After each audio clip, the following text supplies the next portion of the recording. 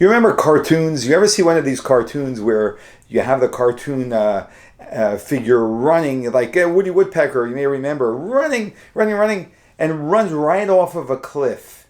And you just see how Woody Woodpecker is suspended in midair for like a couple of seconds, just there, right? Like levitating.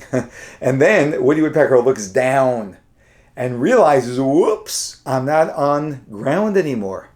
And then, boom, you see the character fall. There's something really beautiful about this depiction.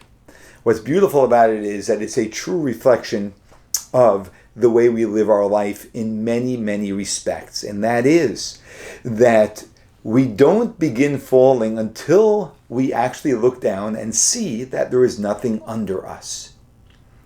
And that is when the fall begins. In other words, the fall doesn't begin when there's no ground under us. The fall begins when we realize or believe, better yet, believe that there is no ground under us. This is very critical for someone who lives with faith.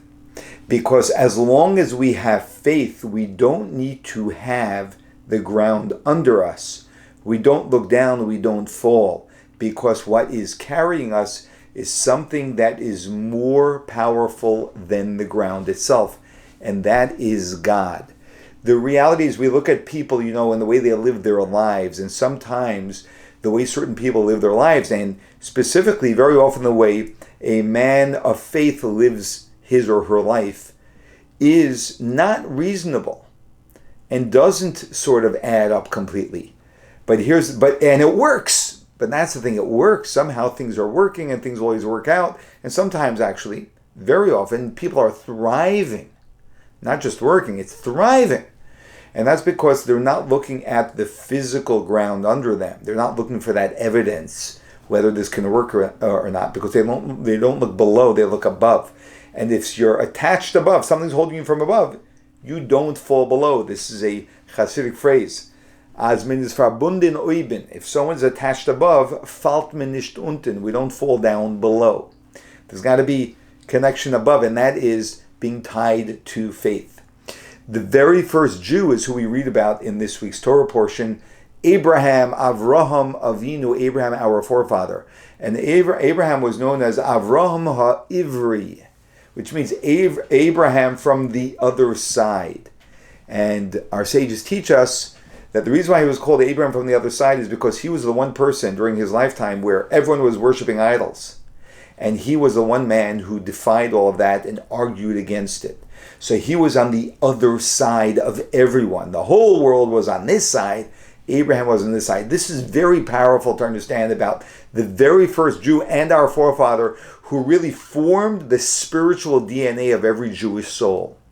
And that is the knowing that in order to be a Jew, right, we need to be willing to access the energy which we inherit from Abraham, which is the energy and the strength and the fortitude to stand on the other side. That's a very difficult thing to do. And in my perception, one of the most difficult things that people are challenged with, and that's the ability to have the courage to be different than the rest of the world. This is the Jewish people.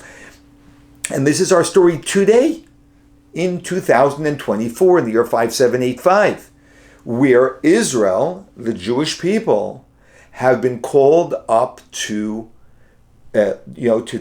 stand on the other side of the rest of the world. And the rest of the world has made it very clear that they don't stand with Israel. Even those who do support us to some extent are not doing that with a full heart. And Israel is standing on the other side. And the courage that it takes is actually enormous. And this is true to live with the spirit of a Jew in everything that we do.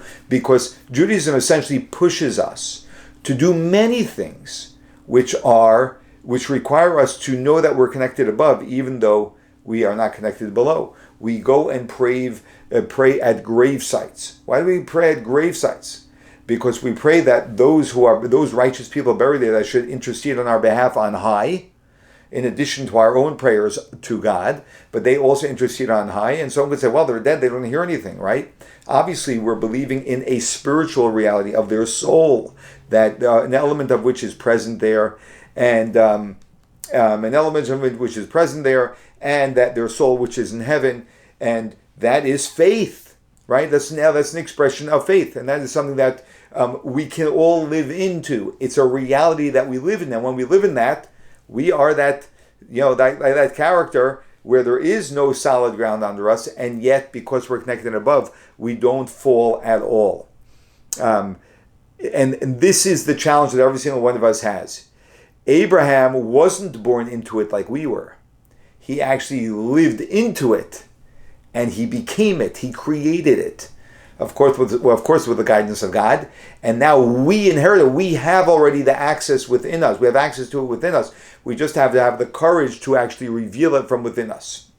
And this is what a Jew is doing every time we embrace the reality of God and the guidance of the Torah more and more and more. What we're doing is we are strengthening the cord to above, thereby making it less and less necessary to have security below us. You can get the security from above you, you can get the security from below you. That's all your choice. Even Ben Gurion, who was not a religious man, he said, in Israel, in order to be a realist, you must believe in miracles. That is the way a Jew operates.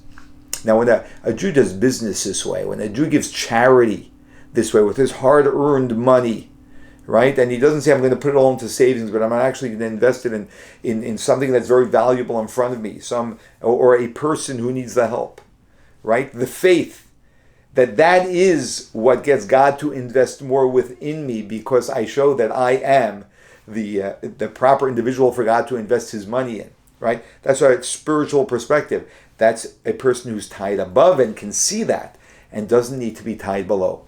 God tells Abraham in this week's Torah portion, Lech Lecha, pick yourself up and go. Leave your father's home, the land where you were born, everything you're familiar with, and go to a strange land. Basically, God says, pull out the ground from under you.